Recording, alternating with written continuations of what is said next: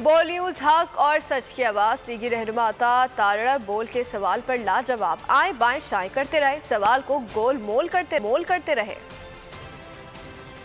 क़यादत ने बात की कि आप असम्बलियाँ तोड़े, अगले दिन हम इलेक्शन करवा देंगे, तो अब असम्बलियों को बचाने की कोशिश की जा रही है। देखिए, हमारी असम्बलियों के लिए इलेक्शन के लिए हम बिल्कुल तैयार हैं। अगर आए तो नहीं बिल्कुल खुल के लड़ेंगे।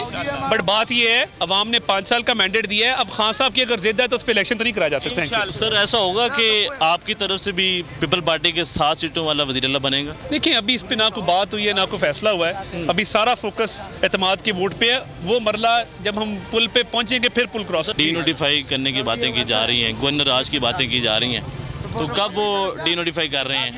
मैंने अभी बताया, बड़ी तफसीली प्रेस टॉक की, गवर्नर की स्वाब दी थी। जब गवर्नर बेहतर समझेंगे वो कर देंगे, मगर एतमाद के वोट से भागना और सेशन के होते हुए 48 घंटे में वो वोट ना लेना, तो ये इस्तीफा देते परवेज़। अगर आपको हमारी ये वीडियो पसंद आई है तो लाइक पर क्लिक कीजिए। हकीकी आजादी की जंग में बोल भी कप्तान के हमकदम। इलेक्शन कराओ मुल्क बचाओ की लाइव ट्रांसमिशन, दिखाई लम्हा बलम्हा सूरत हाल।